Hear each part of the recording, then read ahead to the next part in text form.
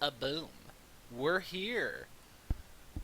Somehow, some way, and hopefully this week with less technical issues than we had last week, we Mhm. are here to do our little show for you.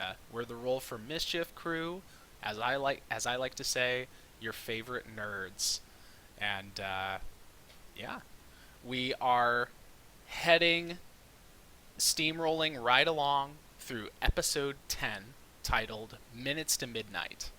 I think this is going to be like the fifth session, and just to give you guys a little preview, I think, yeah, we're definitely going to be reaching the climactic points here soon, and I think maybe after next session, that may just be the end of this episode, and then we'll hand the reins off to Asa for episode 11. Are you And telling me I need to prepare stuff? well, I mean, you've been asking me for a couple of weeks now, so Oh, here's okay. the thing. And then, if I am correct in saying this, after Ace's episode, episode 12 is going to be dungeon mastered by Carrie.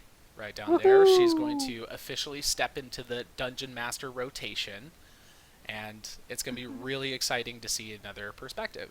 I We are contend, yeah, super thrilled. I'm super thrilled. I continually praise our whole model, and I think it's just such a cool way to do this game. Having people swap off and continue the story and take it in different directions and highlight different characters that, for example, Drew thinks of characters to bring in that I wouldn't think of, and Asa thinks of like little cool plot devices that, we wouldn't think of otherwise. So, yeah, It's true. Yeah, really, we're all pretty much brilliant, we're all and great. yeah, so we're really excited to see what Carrie brings to the table. Yeah, like no pressure. Yeah, Yeah, no, exactly. no Can you live pressure. up to our No, reputation? no, I'm trying to be very empowering here, and Oh, Asa is undercutting me. that is exactly what I do. That's why you proposed to me about 5 minutes ago. Yeah, I need someone to balance me out. Really, For those of you who don't know, we're getting married for tax reasons. for real. I mean, Yeah. we're getting married for true love. Hopefully, our respective governments haven't seen this yet. Oh gosh. So, without further ado, does anyone need to make any special announcements before group therapy? I just did. Oh, you did. Okay. Well, that Yep. is a pretty significant announcement. Anyone else? Mazel tov to us. No, I can't think of anything to shout out. Alrighty then. So in that case, let's do group therapy. Who wants to Mm-hmm. start helping to recap what's happened and provide a little insight into how their character is feeling about current events? Not this guy. He's still playing some Hearthstone. Oh dear. I will go last. Oh gosh. Oh man, here Nose we are, goes. just volunteering to not go Nose first. goes. All right, all right. Go ahead, Karen. Yeah? Go for it. I mean, okay, so what happened last time?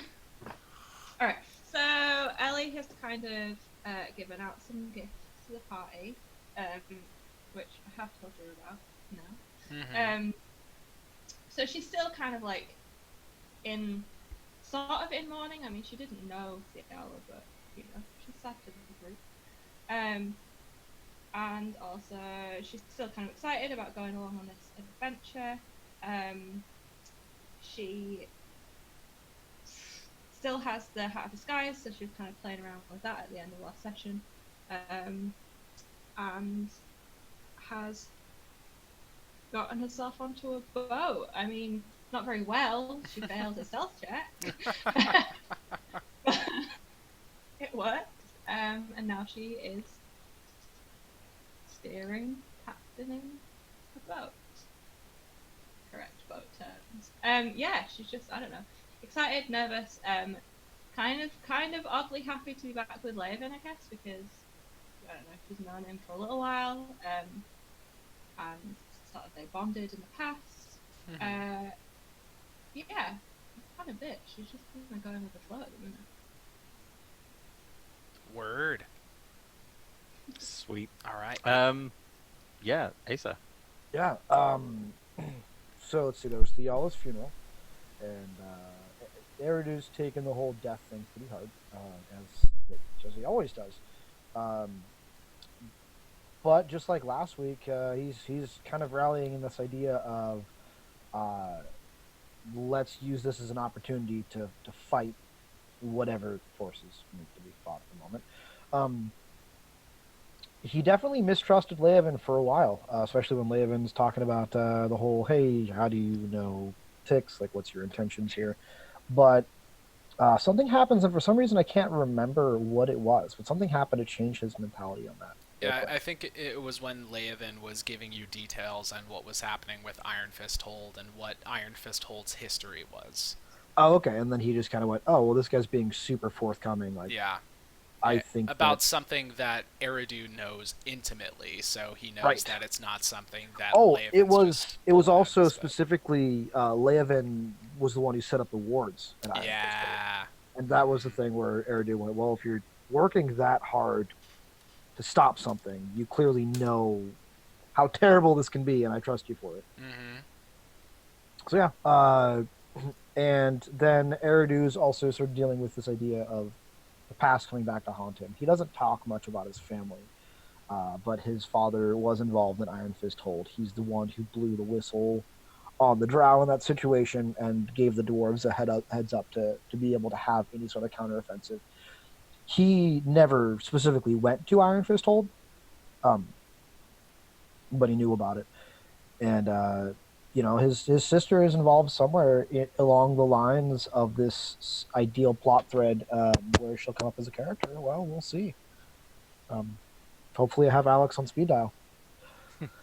All right, that's it for me. All right.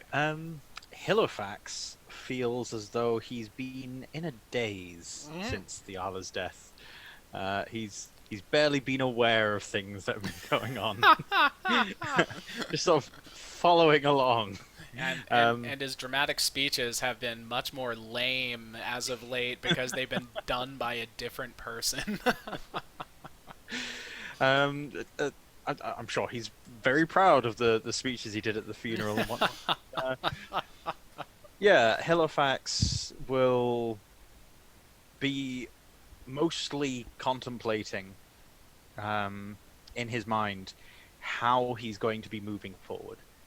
He knows just from general life experience and from being a follower of Okrim and the group that he knows that you shouldn't dwell in the past and that you should always keep moving forward, and that it's better to have loved and lost than to never have loved at all.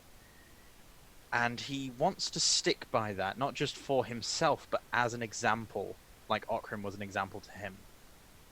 And so that's where his head has been at recently. And so even though there's a few tasks at hand, he's slightly distracted by his attempt to get himself back to a place where he can be the most help to the most people. Because that is, at his core, what he wants to be. So yeah, he's still gonna likely be a little distracted, not on his A game, but he's working to be there. And that's what's going on with Hilofax. All right. All right. I just realized that I think I mixed up the usual order of things that we do. I think we usually roll credits first and then do group therapy, but like I told you guys, I'm a little brain dead today, and I'm just working with it. But That's unfortunate. without further ado, let's go ahead and roll them credits. Ba-boom! All right.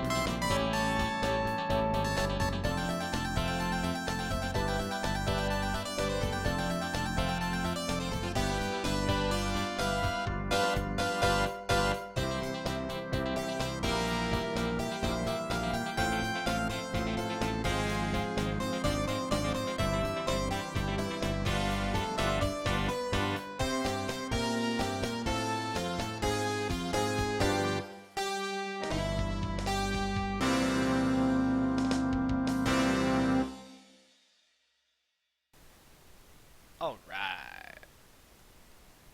And we're back.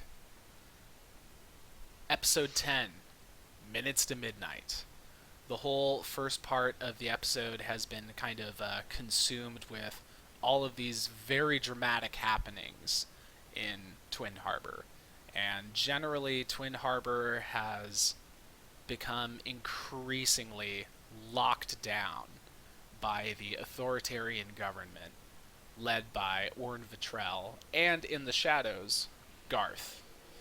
And a lot of dramatic stuff happened. A building blew up, a character died, a funeral was had, and then this mysterious character, Leovan, stepped into the picture and said, I know where Egner Bosch is, and he's about to do something incredibly stupid.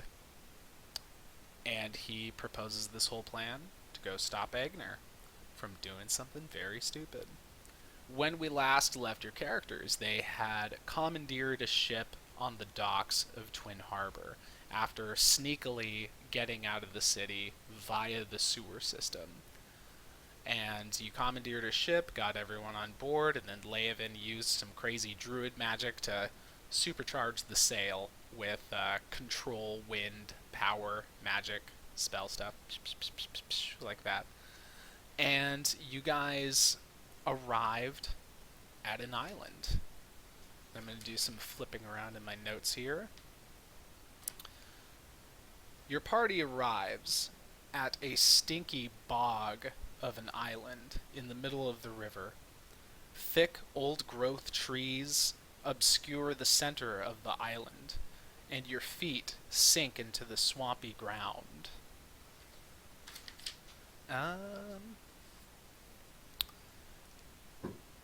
As you guys tie up the boat to something, I don't know, maybe you don't even care about the boat at this point, but you might want to find something to tie it up. While you're doing that, Leovan goes in front of your party and gets closer to the tree line and stands for a moment in silence and breathes in the stinky, swampy bog air as if he's just relishing every molecule of it.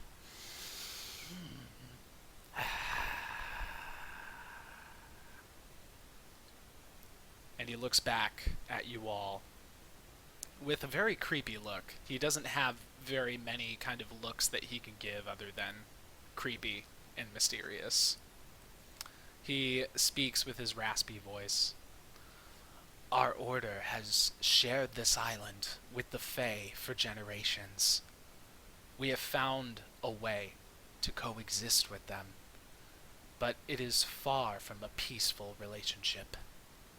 As you may know, the Feywild is not just the source of magic for this world. It is a realm of pure emotion. All of the majestic beauty and savage ugliness in our world has an echo, a reflection in the Feywild. Trailing off, Leovan walks into the approaching tree line and disappears from view. Animalistic squeals and barks soon follow, and Leovan appears again, with a wild boar in tow. The boar walks along with a wooden gait, eyes wide and placid. Out of his robe, Leovan produces a dagger fashioned of dark wood, so dark that it almost looks like obsidian. With a dispassionate look in his eyes, Leovan sweeps his arm downward and across in one smooth motion, opening the boar's neck and spilling its blood into the muddy earth below. I have made the customary sacrifice, but as I said before, our safety is no guarantee. Tread lightly. Leovan drags the boar's corpse toward you through the bog, its blood trailing behind it.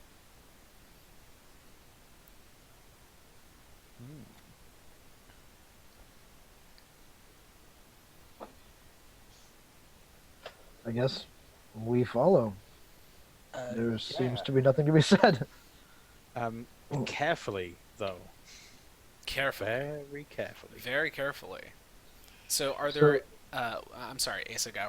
oh, this place is very closely linked to the Feywild. That's what he was just saying, right? Yeah, And yeah. In fact, you could do some kind of check or some kind of action to try and tune into that yourself if you wanted to. oh, okay, yeah, I'm down for that. Hmm. I was thinking about face tapping, but I mean, whatever that it would is that you want to do, that would save me a potentially useful feature for later on. word. Yeah. What do you want me to roll? And I'll just roll to just kind of feel I the mean, presence of the area.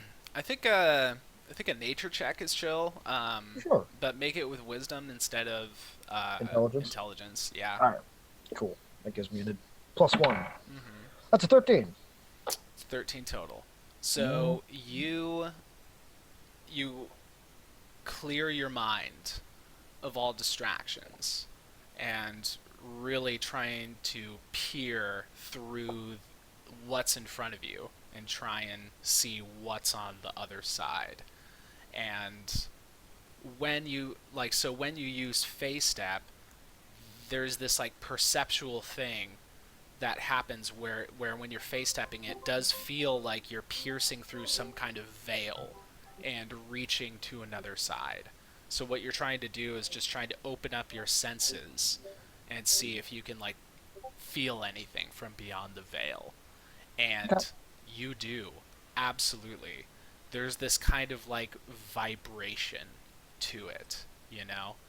And it's weird because it's like it's not like just this plane and then there's something behind that plane. It's just like every area that you look at around here, and especially as you look toward the woods, the the trees themselves, it seems like there's something in them that just wants to burst out at you, and it's just vibrating with this intense energy. You can feel the emotions just seeping out of this place. In your experience, there are very few places that you've seen where the veil is so thin between this world and the Feywild. As Eridu opens himself up to this raw emotion, uh, he is overcome with memories of On and of their time together in the islands on the Silent Seas. It was the Silent Seas. It No, was the was it? Silent Sea. Okay. I mean, if you're talking about episode 5. Yeah, where they faced up together. That's the Was moment. that it? Yeah, I think that was it. And not really being aware of it because he's deep in this sort of almost trance of the place. Um, Tears start to just run down his face. Uh, but yeah, he is, to anybody looking at him, he seems very far away.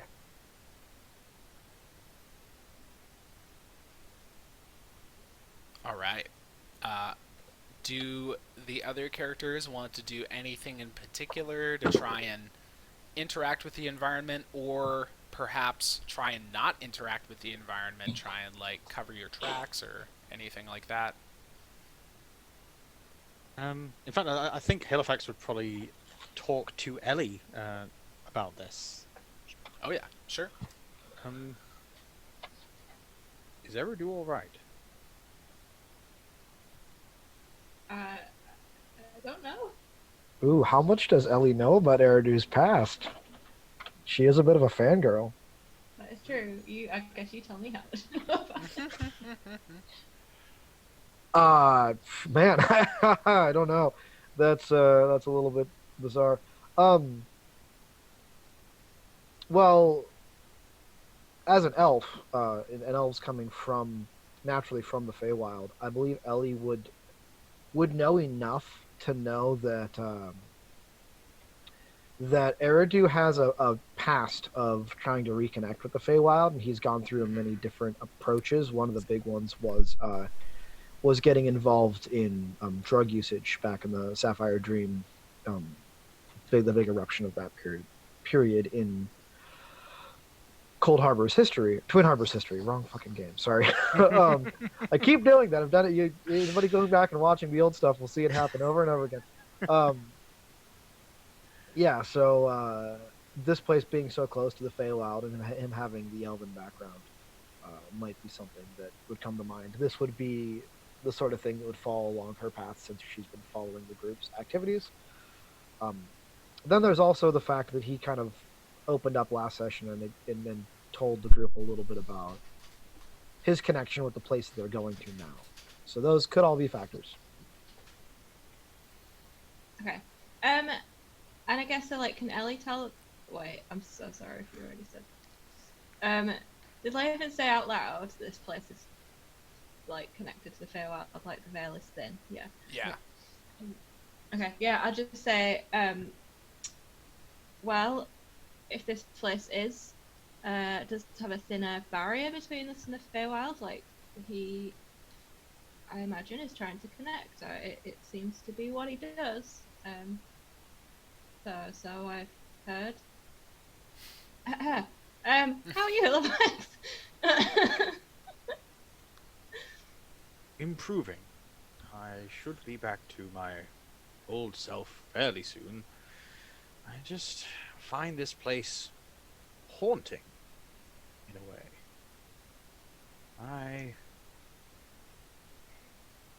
I feel that there is something dark here. Hmm. Perhaps it is just my mind playing tricks. Recent events and all that. Still, we should step lightly, carefully, and keep an eye on each other. If the veil is thin between here and the Feywild, well, I'm sure we've all heard the stories. One of us could go missing and reappear last week. I agree. We should be careful.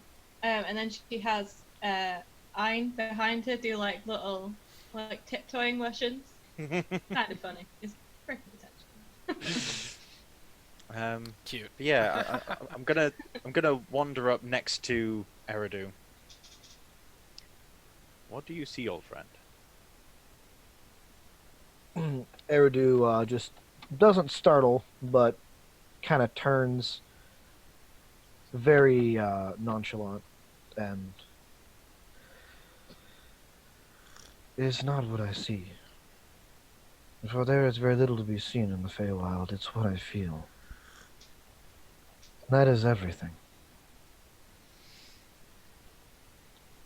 And mostly what I feel is loss.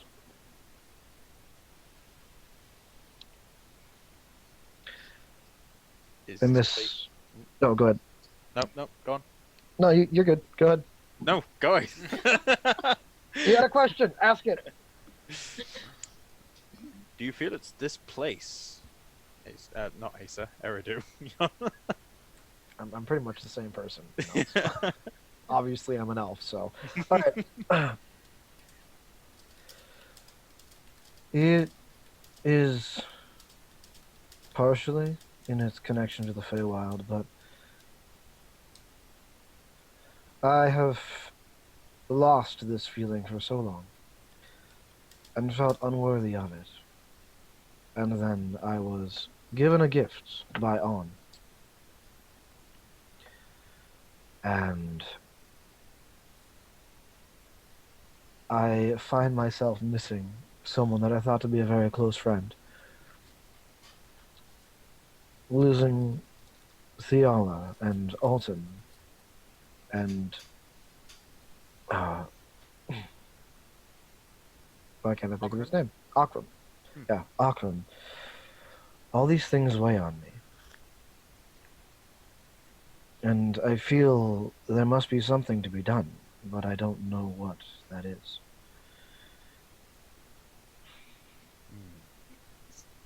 Right. You know, I didn't manage to finish episode 9 because I ran out of videos of it on Twitch. What actually did happen to On? Is he like, where was the last time I saw him? So On and Alton essentially disappeared in a cave-in. Yes, I remember that bit. And that's it. That's the last time. That's Yeah. the last we see of them. We have no idea if it's the last, if they were crushed, or if they managed to escape somehow. It's open-ended. Yeah. Who knows? Yeah.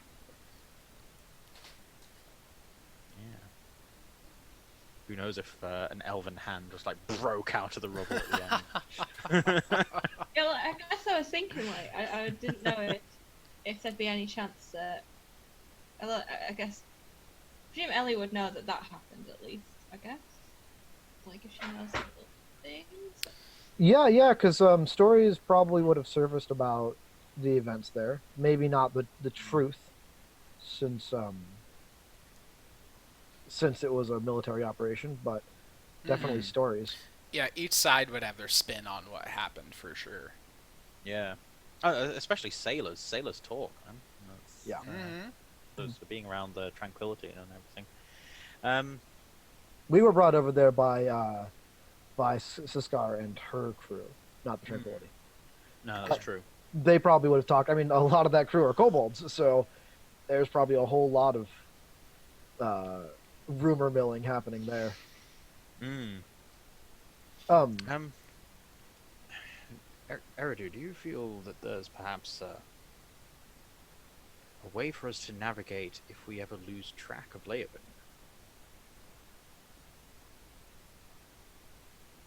For I have a concern that he is our complete lifeline here.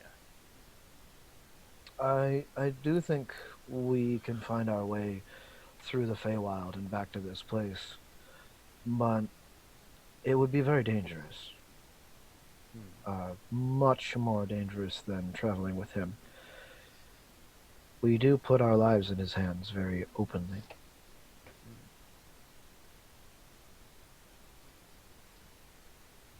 I do have an uncanny ability to navigate around places and remember the lay of the land and which way is north, and then kind of like look up, and then point at which way north is. As I have key mind. Well, it will come in handy very much. However, if I'm to understand Leonin properly, we are traveling from a place here through the Feywild to a place hundreds of miles away.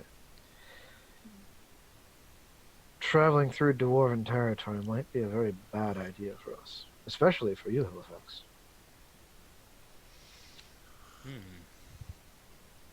Yes. Things are certainly complicated now. Still, we shall follow Laven, protect him as best we can. For if he's lost, we make our own lives difficult. Just keep an eye on him with people with swords. That's all I'm saying. I was gonna make a joke about that if no one else was. Leovin's proved that he is frail enough to get taken out in one hit. Yeah. This through a wall. Through a wall, no less. Kyle, I know you don't really keep up on the chat, but can you affect Carrie's volume at all on your end? I mean, I think it would be more like I bump the volume up for you guys, and then you two specifically find a way to bump yours individually down, because you two are too loud, Carrie's a little too quiet. So if you guys make yourselves a little more quiet, then I can bump the whole thing up. Okay. Or I don't know. Yeah, I don't know if I you can do that. Well, I can give that a shot. Hmm? 'Cause Okay. I can Well- do what I did because I bumped my volume up before. I can bump it down for again. sure, for sure. And Asa, maybe just use your Eridu voice a little, a little more, and speak in the Eridu soft voice. Okay. Okay, but yeah, we're gonna make it work. Everything's fine. Everything's Cool. just fine. That's a little too much down. Sorry. How's this? That's fine. That's great. Okay. All And I'll right. just try to be a little quieter. So I was gonna remind y'all that since you guys left in the middle of the night, it is still pretty much the middle of the night. And as you guys were walking toward the tree line, having your little conversations like you were, the full moon, I mean, maybe not it's completely full, but it's full enough to provide some light as you walk. But as you get into the tree line, you look up and see just how thick the foliage is, and it's blocking out any chance of moonlight that you have. So, I mean, Laven's chill. He's got dark vision, but anyone else who needs help with all that stuff needs to do what they do. Nice. Bam! I'm good. I got Excellent. dark I've vision. got the cantrip, so I shall use that on the end of my staff. All right. I'm gonna Gandalf this shit. Gandalf that shit. All right, so your lonely little light is leading you all through the thick forest. It's slow going. As you get deeper into the island, the ground does become more solid and less bog-like, but still you're dealing with a lot of mud, and it's just slowing down every step, and you get that really gross like kind of sound every time that your feet are coming up out of the mud. And Oh, did we get like special boots for this? No. no. Oh my god, our shoes are gonna like disappear in this mud. For sure. Seriously, if you try walking through a mire and you've not got like special wellies or anything, like, just your shoes are gone. I'm gonna roll a percentile to see who loses their See who loses their shoes. That's Yeah. magic. Don't take my shoes. I got magic shoes. Because they teleport back 15 feet, so if I can't get my feet out, I can just Teleport. Out. Teleport back and then just like not make any progress at all.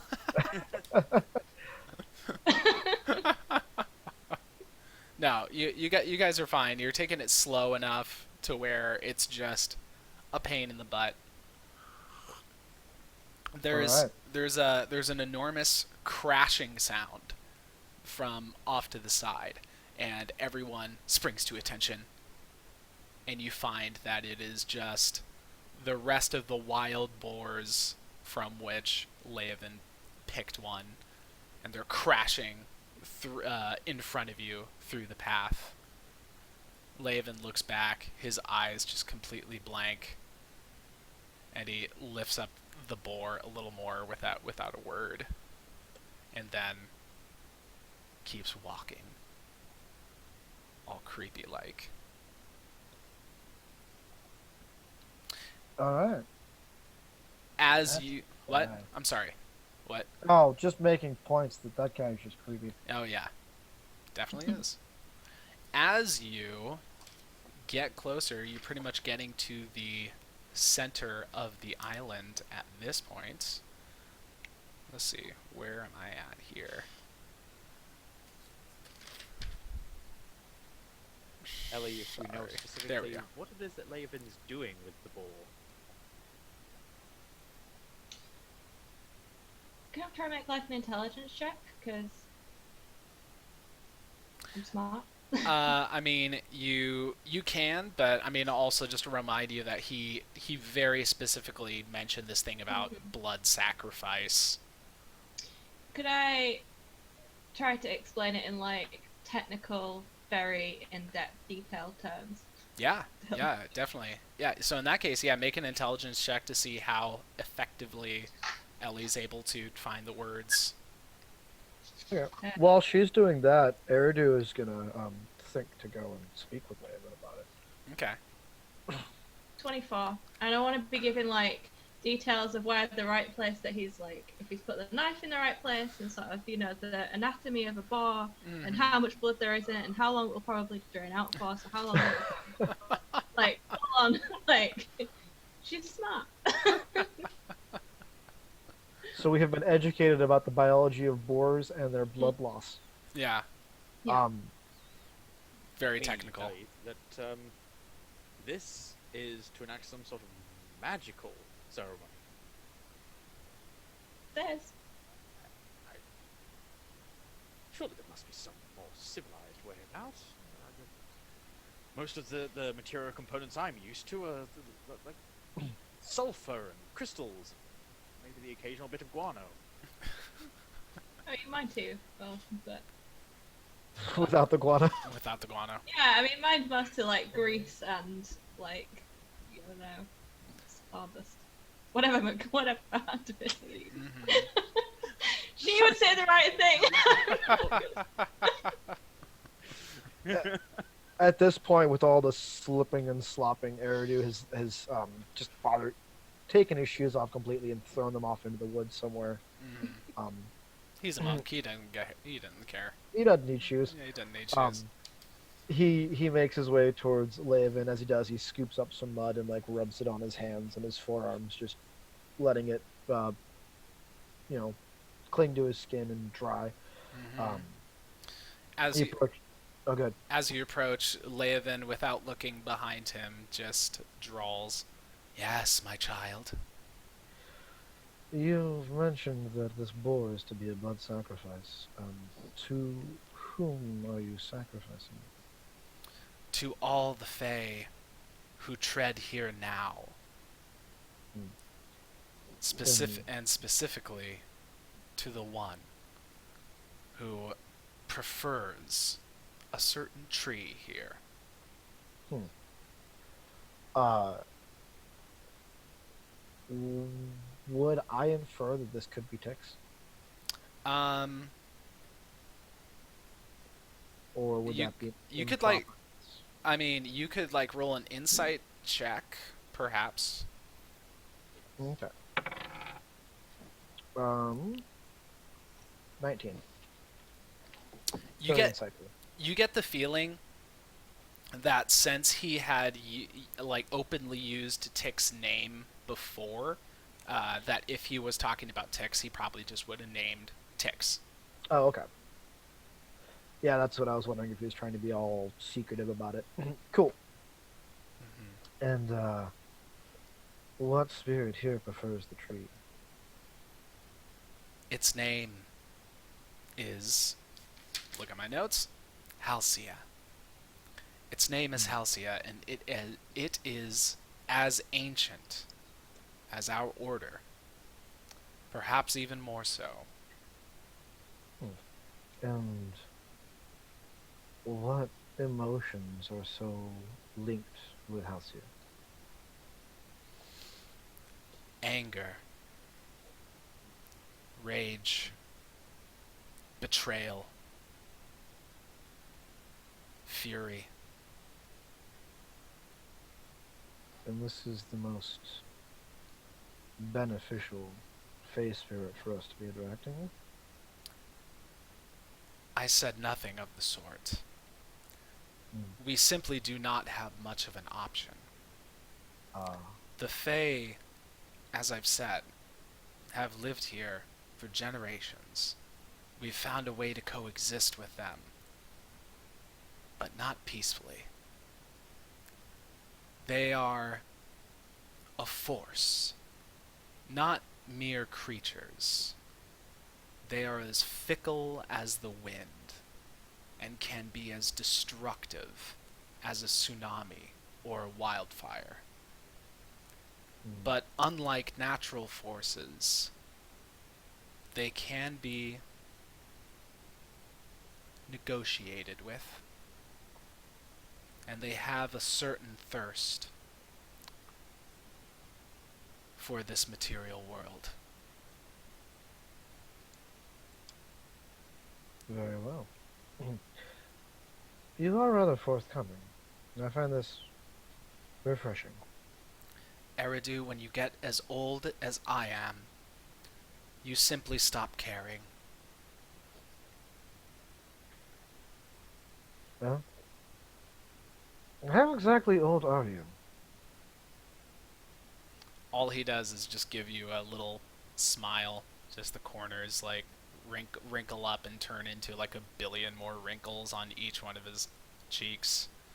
And he just chuckles in response. Didn't you ever learn to never ask an old elf that? I must admit, I have never met an elf as old as you. For good reason. Can I do some kind of insight check, or maybe with intellect, to like mathematically estimate his age, given that I'm about 350, and I probably look like I'm mid-20s. For sure. Yeah, you can definitely do a little estimate for sure. All right, I'm gonna do insight with intelligence since it is a thingamahoosit. For sure. So that is 19. Okay, with a 19, I just want to do a little looky look of. Okay, so in the PHB it says something about an elf typically claims adulthood and an adult name around the age of 100 and can live to be 750 years old.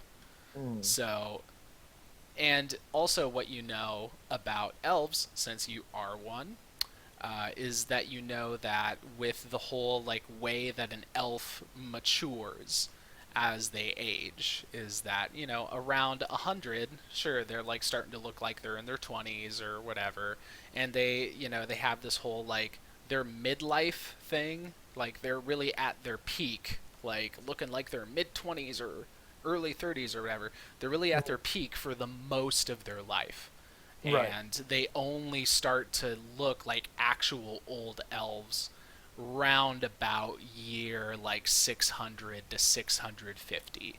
So with how old this guy is, like he's easily over 700, Okay. you know. He may well be over just the general maximum lifespan of elves. You have no Not idea. You maximum, have but no like, yeah, you have no idea of knowing, and especially with how like this guy seems to be with spells and whatever, he may have like some kind of crazy thing going on that you don't even know. But yeah, he is at least like 700 years old. okay. Man. All right. Just gonna pocket that information since it has no practical value at the moment, Hmm. and just walk with them. Experience the Feywild, but I'm gonna be on my guard. I'm also Hmm. gonna be on the lookout for animals. Okay. All right. Um, he as you walk, he kind of shifts the conversation to just like old person talk, as far as like, don't be jealous, Eridu. Getting old is not a glamorous thing. And he'll tell you a couple of examples of like how his body like doesn't really work in this way anymore, and he has to wake up several times from his trance to take a pee, like all that kind of typical old person complaints, you know. So he starts talking about that, and you kind of tune out a little bit, and you start looking into the surroundings. And go ahead and give me a perception check if you're looking for animals. Yeah, I'm rolling quite well tonight. Okay. Tonight day. Mm-hmm. 24. With that kind of perception check, you actually notice a stark absence of signs of animals. You Okay. not only do you see none, but you don't really see any evidence that animals have passed through this exact area recently. There's no like trampled nothing, there's no owls in the trees hooting or anything like that. It's hitting you how you were seeing plenty of wildlife in the outskirts of the forest, but as you get closer and closer to the center, there are no animals actually. Okay. Yeah. Okay. I got nothing else, man. Shut up. Okay. As you approach a clearing in the center, uh, there is but one thing in the clearing, and it is a massive, gnarled tree. And with the positioning of this, you get the feeling that you're maybe in the very direct center of this island. The tree's roots look like thick, ropey veins wrapped around each other, and the leaves are wide, like kind of like maple leaves, and they're colored in a deep, rusty red. What else do I got here? As you approach the tree, a wild snarling sound emanates from the trunk, rattling the bark and shaking the leaves. And out of the trunk, a form emerges. It is a humanoid looking form, but it doesn't seem that way at first. It just looks like a big branch like melts out of the center of the tree with several spiky little twigs and branches kind of branching off of it. The branch just comes out of the tree like this, and then as this branch gets out far enough, you start to see this smooth skin. It's like it was like a branch in the front, and then kind of melds into this smooth golden kind of colored skin, and more of this humanoid form emerges. Its face emerges, and it's got this similar kind of thing where it's like split down diagonal like this, where this part of it looks like a woman's face with golden beaming skin, but then this half of it just looks like gnarled bark and tree roots and little twigs and little leaves and everything. So it's this crazy looking like half tree, half woman type of thing. And as it comes out, it's doing this rattling kind of snarling sound, which doesn't look like it should be making that sound. It steps out. It's about 5 to 5.5 feet tall, and it stands before you in its full glory and says, welcome. Huh? Halifax is going to whisper to Leovan, "What is this? Do I need to shoot it with lightning bolts?" Calm yourself. Wait. The Fae in front of you speaks and says, welcome. It has been long since visitors have come to my grove. It has been too long before a sacrifice has been made. Tell me, mortals, why do you tread here?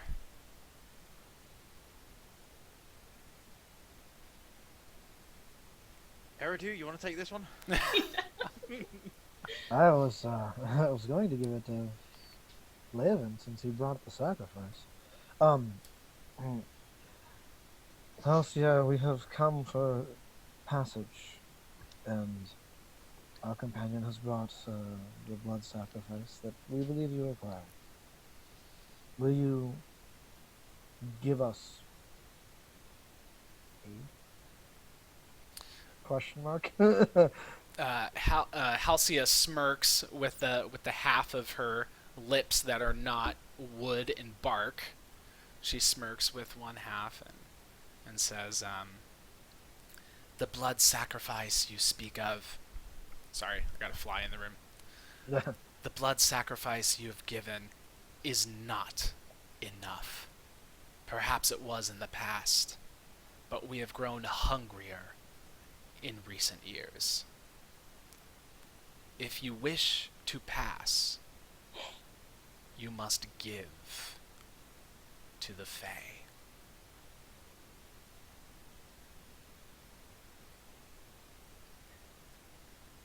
Are you asking for one of us? I am asking for whatever it is you are willing to give. If it is sufficient, I will be pleased. Does anybody have a knife? Leovan does. All right. I will I'll hold my hand out to Leovan. Mm-hmm. Leovan obviously is just like right on your level. Like, you know, He's totally ready for whatever the hell it is that you're about to do. So he hands over his knife, and in a bit of like frustration almost, he just takes like the boar's corpse and just kind of like chucks it like at Halcyon's feet, and Halcyon like doesn't even notice or care. Wait, what are you doing, Eridu? Um, I'm going to, keeping eye contact with Halcyon, not paying attention to anybody else around me. I'm going to grasp the knife with my right hand and tell her, I offer you the blood of Eridu Samaria, son of Egrayan Samaria, once once soldiers of whatever the hell Fiala's group's It name was was. it was like the Nerevar or something like that. So it Sure, that'll work. starting with an N. Yeah. Uh, once elite soldier of the Nerevar, and just I think that's about all I've got. I don't think I've got any more titles or anything like that. I'm gonna go ahead and Just gonna spit your titles out yeah, and do the thing. slice my palm, probably my palm and my fingers, pretty like almost down to the bone on both, and then open the palm as the blood fills my hand toward her face and say, "Take what you require. All I ask is that you leave me with some of my life force." There. This is fucking gnarly. I'm just thinking of like, this is gnarly. So, Halcia, as you do the speech and cut into your palm, looking all intense about it, she, her lips open up into this toothy grin, and you see that the half of her lips that are bark and wood, they open up too, and they just have this snarly kind of like jack-o'-lantern kind of thing going on with the wood. And she just has this like crazy two-faced, half-cocked smile, and she lets out this husky laugh. I knew you had the blood of the Fae in you. You speak my language, Eridu Samaria. And she takes some steps forward, creaking and looking all crazy, and then her head reaches forward to your outstretched palm, and with her humanoid side of her lips, she just touches it to your palm and just starts slurping and slurping away at your blood, and gives it a good like half a dozen deep slurps. You know, it's hard to say how much blood she's taken from you, but it's like a good amount, you know. At least enough, like, you know, when you donate blood and you like lose that much blood, it's at least that much blood. You know. Just like my ex.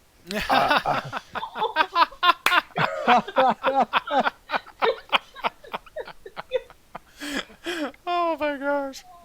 Wow. Man, way to pull a Marvel move. You're like, this is a deeply serious kind of dramatic moment. Let's undercut it with a joke. Oh my gosh. I'm really getting- sorry. I'm usually not a fan of Bathos, but Yeah. Shit was funny. That was pretty good. So, when she's done, I'm gonna go ahead and kind of give myself a level of exhaustion. Oh sure. And Um, I'm gonna take hold of my staff and let like the energy flow from my staff enough to heal the wound. mm-hmm. But there's still gonna be a pretty gnarly scar across my palm and across the inside of my fingers. Definitely.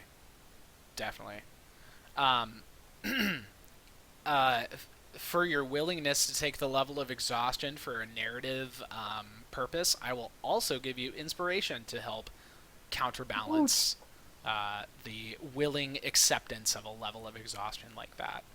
Oh god. But yeah, you've lost quite a bit of blood, and as Halcia has drank her fill, she lifts up, and then her one eye, is just so blissed out her face just looks like in this state of absolute ecstasy.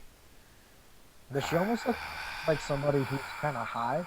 Is it like a drug thing almost? Where Oh, sure. I mean, we can even say that the one pupil is quite dilated right now. that is a really interesting and kind of cool concept for fae creatures. Mm-hmm. Work with it. That's all I'm saying.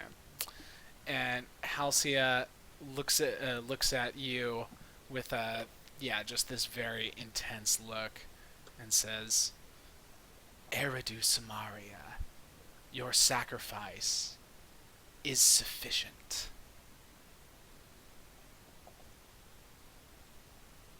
I'm gonna kind of stumble back weakly and nod, uh, but not really. Like the inside of my mouth feels very dry, and I don't really have the presence of mind to say anything.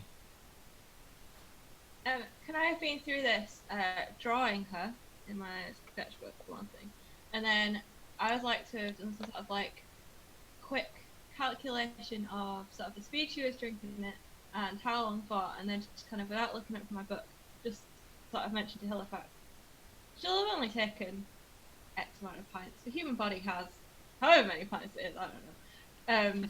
It'll be fine. People can live off that. There's no problem. Well, not looking. Amount of blood truly matter? Look at her. She's clearly enjoying this far too much. Well, Eridu seems okay. So As Halifax is looking properly horrified and getting the speech from Ellie, Halcyon is taking her hand, and like her face is just completely like covered and dripping in blood, and she is taking her hand and just taking her other wooden branch hand and just rubbing it all over, and just she looks like a cat with catnip or something. Like I wonder what would have happened if he'd still have had Sapphire Dream in his blood. some crazy shit would have happened. That's what Oh, that's what would have man. happened. Some crazy dryad, truly drugged out dryad shit, dude. How weird, Yeah. because Sapphire Dream was a way of synthesizing something from the Feywild into an actual drug, Mm-hmm. isn't it? Yeah. So that'd be Like- nuts. Yeah. Would she fold into herself and explode? Just No, Right? no. I think it would have been more like a PCP rampage. Oh my god. You know, would have Eating been faces and shit. yeah, would have been more like that for sure. That was bath salts, but it's all right. Yeah, or bath salts and kind of like that too.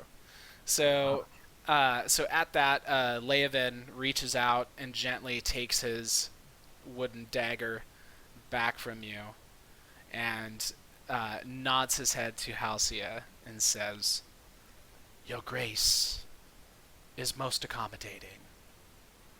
I apologize that the customary ritual did not suffice."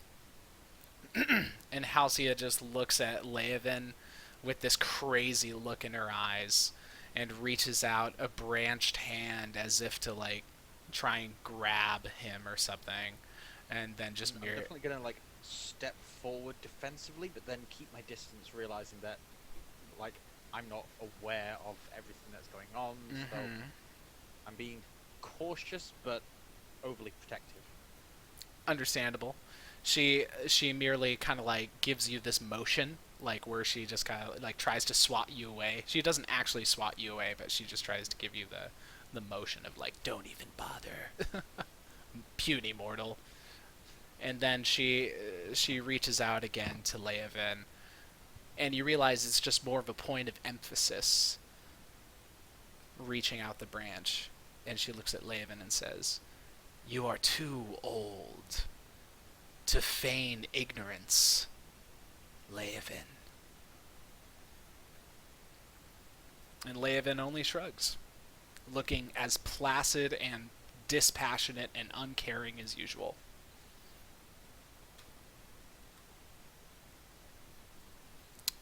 So, Eridu does not pick up that Leovan kind of knew this was going to happen the whole time. as my insight roll is a 12. Um, he's currently kind of got a hand out pressed against a tree and just kind of there with his head down, just taking deep breaths. Mm-hmm. Man, when your blood sugar runs low, crazy shit. Yeah, it's a big deal. Big deal. So, I'll go over to Eridu and just sort of like put my hand on his back to make sure he's all right, and then turn to call over to Leia. Alcia? Halcyon is the dryad. You guys haven't really identified it as a dryad, but that's pretty much what's going on. I think us as players are aware of that. Yeah. Leovan, if you are not suitable for what is needed here, well, who is? Who should we go and fetch? Wait, I'm sorry. Can you like rephrase that? I wasn't really like picking up. Oh, sorry. I was asking if Leovin's too old. Who do we need to get someone else? Oh no, he's not too old to do like a task or whatever. She was just saying you're too old to pretend like you didn't know. That's what she was saying. Like Yeah. you too old to feign stupidity about this. You know. I thought she was like trying to. She was going to lead into like asking us to do something, and she was preempting it with like, "You're too old," but No. you know, and like after Yeah. finger guns or something. Yeah. No, that's pretty much all she was saying, and I actually will have Halcyon with her eyes still all bugged out, and she's looking like she's high off of Eridu's blood. She'll look at you all and say, "Don't worry. We shall meet again." And with that, she walks backward and melts into the tree from which she came. All right. I'm gonna turn to Leovan and say, "All right, we've paid our sacrifice. Where do we go from here?" Where she went. Hopefully not exactly to the place where she went. But Yes, that would be good. but to the tree. Alright, using my staff Oh. like a staff, I'll start to move in that direction. Laven puts a hand on your shoulder before you get too far away, and he says with a soft voice, "Eridu, I am proud of you. You have shown that you're willing to make great sacrifices for what is needed. You've proven yourself to be a shrewd negotiator. And you seem to have a rapport with the Fae that I haven't seen in anyone in quite a while." I will sacrifice what I need to for my friends, and for what I believe to be right. I don't worry about the greed of others. That's their own problem, and it will always be their own undoing.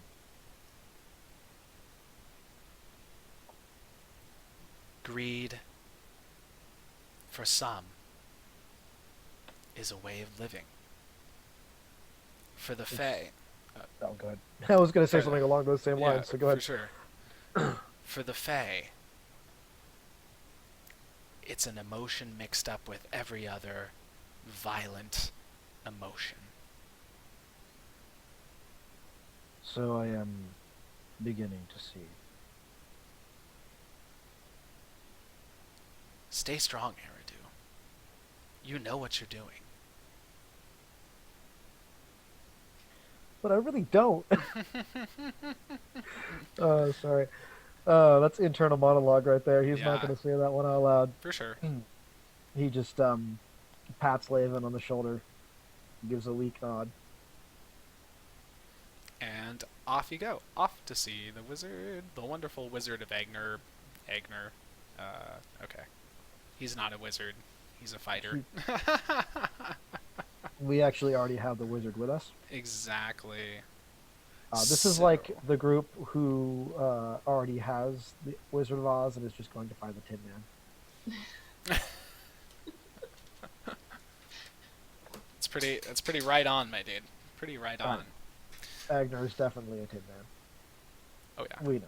He's, No heart to be seen. He is wearing an. Oh God, is that where you're going for? I thought you were going for the armor thing, but you're saying he doesn't have a heart. Oh gosh. Exactly. Wow. Wow. But that's what Ellie's here for, right? Aww. That's what's gonna happen. That's true. Right? Ellie's got enough heart for all of us. It's true.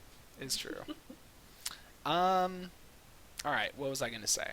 I was gonna say that Leia then steps forward, and he reaches down and he grabs the boar's corpse, and kind of drags it toward the tree. And before he does anything else, he reaches down into the cut open throat of the boar and gets plenty of that good, disgusting boar blood all over his hands. And he takes his bloody hands and he puts them on the trunk of the tree. And like I described, it's like, this is a very unnatural looking tree. It's, it doesn't really have a conventional thick trunk, but it looks like, it's kind of like how a cable is made of several smaller strands. It's like the trunk of this is just super gnarly, and it's like made of all these smaller, ropey looking trunks that are all wrapped up in this tangled mess around each other. They just look like tons of gnarled veins all tangled and everything. And the bark is just very rough. And he takes his bloody hands and he starts smearing it all over the veiny bark. Reaches down for more blood. He makes sure to get some down in the root area, getting some on the ground immediately on the tree. And then tries to clean off his hands a little bit. Now, are you all ready?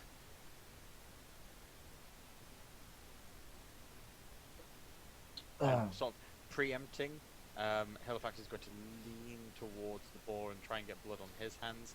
Assuming that's what he means, but probably going to be wrong.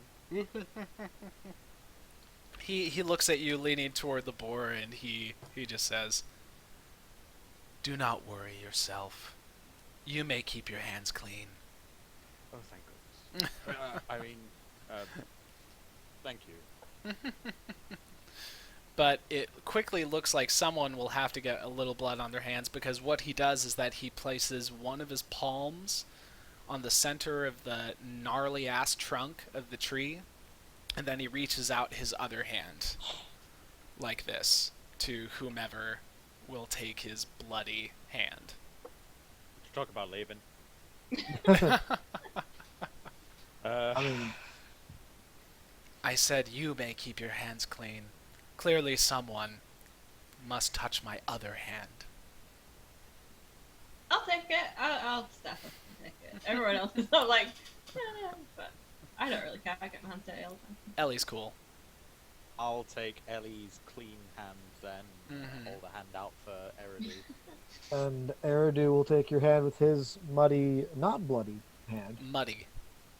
Yeah. Someone holds Iron's hand. He lifts his paw up. Aww. I mean, my right hand is full of blood and mud, so that can go ahead and take Iron's hand. He doesn't care. He's Alright. not got his socks on, just so you know. He's not gonna. No, he lost his socks. Oh No. no! No, she takes them off. They're only fit in the house. Oh, okay. Every Okay. time she goes in and out of houses, there's like 5 minutes of her putting the socks. Yeah. Yeah. It's a big deal. You can't mess up the floors, dude. It's true. Very true. I'm just imagining like the giant mechanical thing with like booties on, like little like frilly lace around the cuff, like That's exactly it. super Oh, that's super funny. cute. So you all link hands, and in this one continuous line, you all melt into the tree.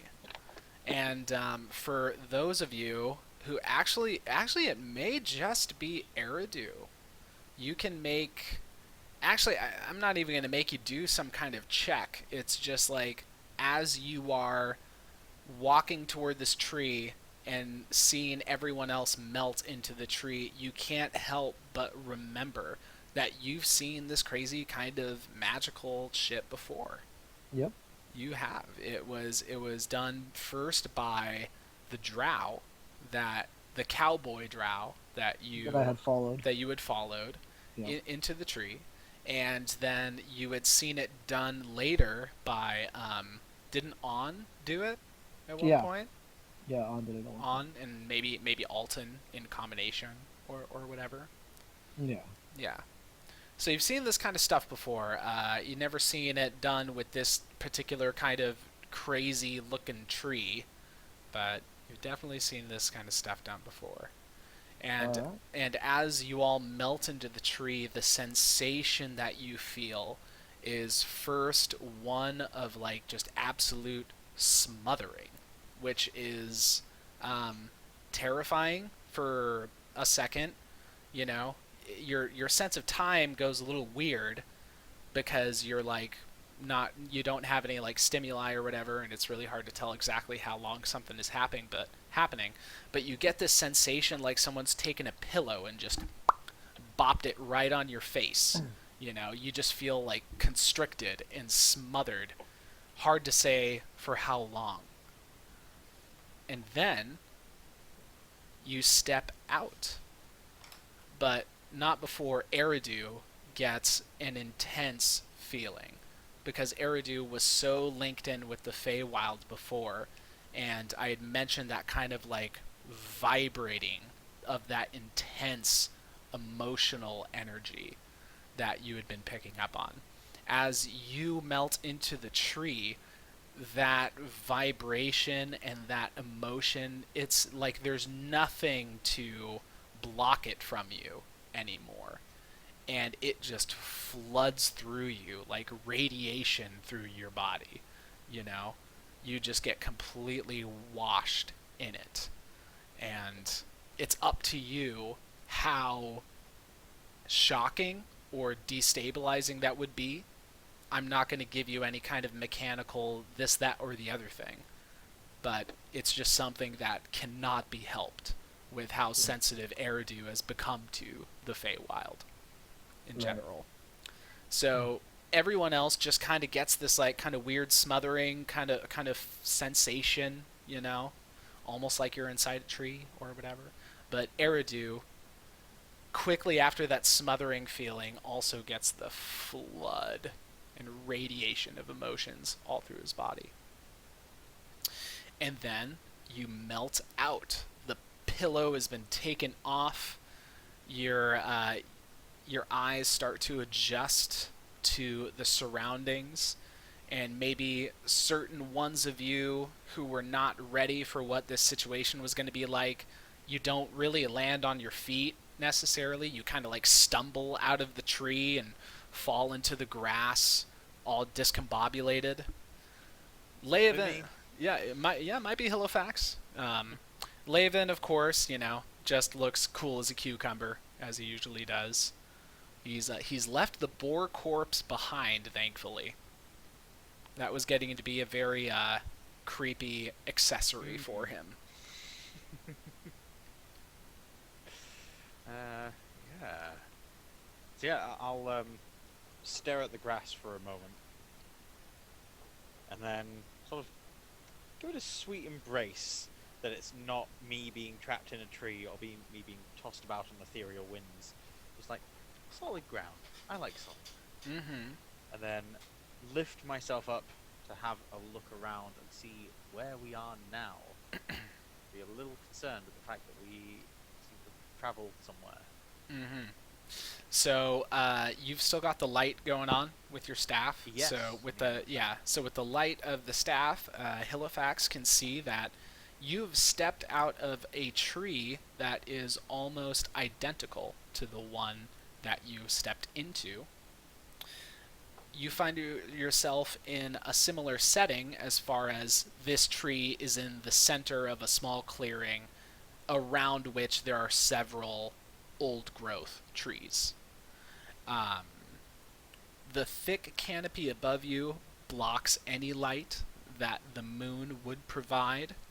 And you also notice that um, the trees are very different looking. You know, it's like on the Stinky Bog Island, they were much more, look like they belong in some kind of wet, jungly kind of climate or something. But these trees around you, they look more like something that would belong in a more temperate, dry kind of area. They look like pine or something like that. You know, definitely like northern hemisphere, something you'd find in a much like drier kind of area.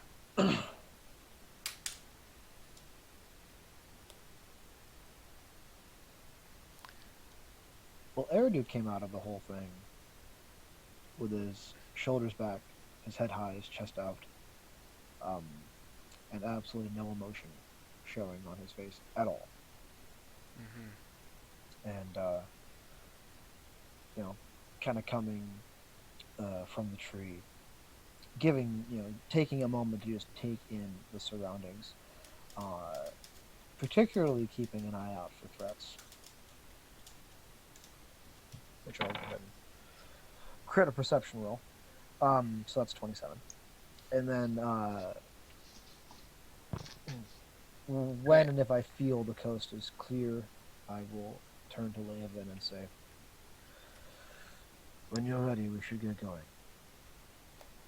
Oh, I'm sorry. I don't get a natural 20 because I have disadvantage, so it's actually a 16. For sure. So yeah, really quick. Yeah, Drew, I think you're right. I don't think you're muted. I think you're just saying something quietly, and I thought you did say something. Say something. Yeah, everything's hello. good. Okay, everything's fine. Everything's fine. My mistake. Okay. My mistake. Eridu makes a perception roll with disadvantage, gets a 16, and I will say that you notice a similar kind of absence of wildlife around here.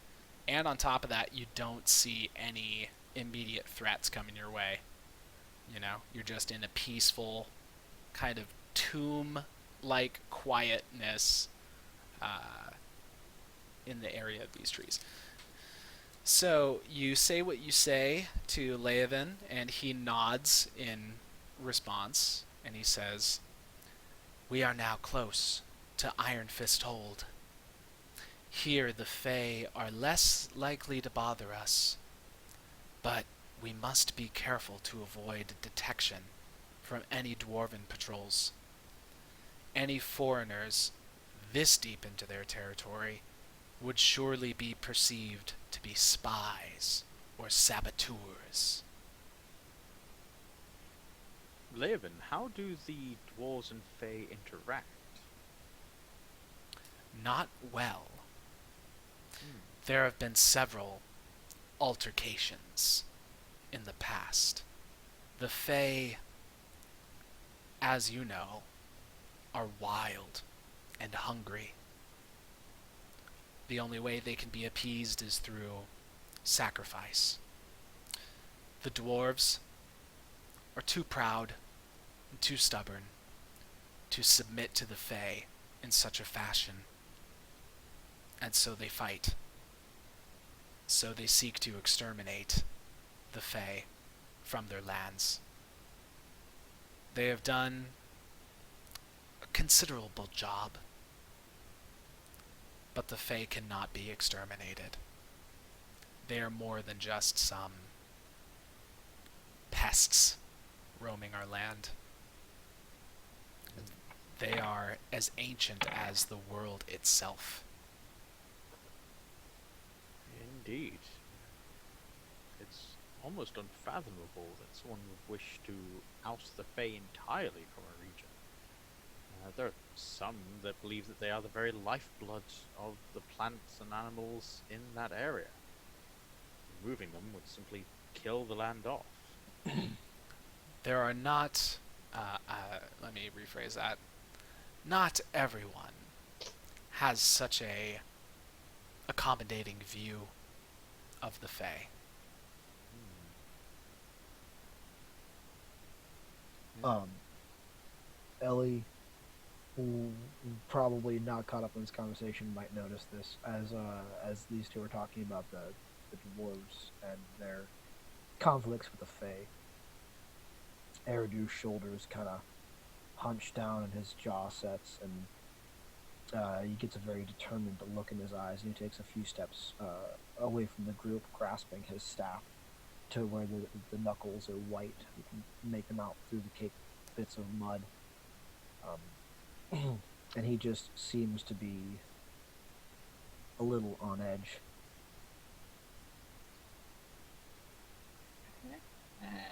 Okay. Does he go far, or just? No, just a few steps away, as though he's kind of like taking a vigil, I guess, Okay. taking a watch. I'm sorry. Tilt my head and keep an eye on him. Not gonna interrupt. He doesn't look like he wants to be in conversation right now. Just wait. Ellie's just kind of like. Okay. I think in around it, she's not really got much stake in it, I guess. So, yeah. That's fair. Hold on. Let me check the time. Yeah, let me do a couple more things here really quick. Leovan says, "A moment, please," and he starts taking his bloody hands, that are still pretty bloody, and he goes to this area in the grass in the clearing, and he makes this circle of blood in the grass, and he stands within it, and he starts muttering some words, tilting his head back, making hand gestures. If you look at his eyes, you can see that his eyes are like rolling to the back of his head in a very creepy kind of way. And he keeps muttering under his breath. And then his eyes cloud over with this kind of milky white. And then he says, "Ah, I see."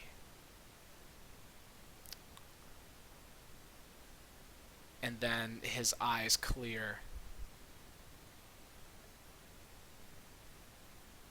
"I know about how far Agner is from here. He is inside the hold. And his signal is weak. I'm afraid he may be injured. Perhaps gravely so." And now Ellie's like, well, we gotta go. Yes, we must take flight. We must hurry. "Very well. We will go as quickly as we can. But again, we must avoid detection." At the mention of Eridu potentially in danger, Agner? Eridu begins to storm off. Maybe not even in the right direction, but definitely not with any semblance of stealth. For sure. Leovan will lead you all through the trees, and as you leave the grove, you find yourselves in the mountains. The main path adjacent to the grove snakes off into several other paths, both uphill and downhill from where you are. And maybe Eridu starts to go downhill, and Leovan merely hisses to get his attention, Right. and then points uphill. And Okay. you start trudging off. Leovan in the lead, using his newly found magical knowledge and direction to lead you where Agner supposedly is. And at that, we are going to take our break. Thanks For sure. thanks for joining us today, and please join us again in about 10 to 15 minutes, and we will continue this crazy old thing that we got going on. Yeah. Yeah. Creepy Laven. Oh yeah, Halifax and Drew both look properly horrified. This guy's really creepy. I know, dude. It's true. I know. All right, we'll be right back. Thanks so much, guys. All right.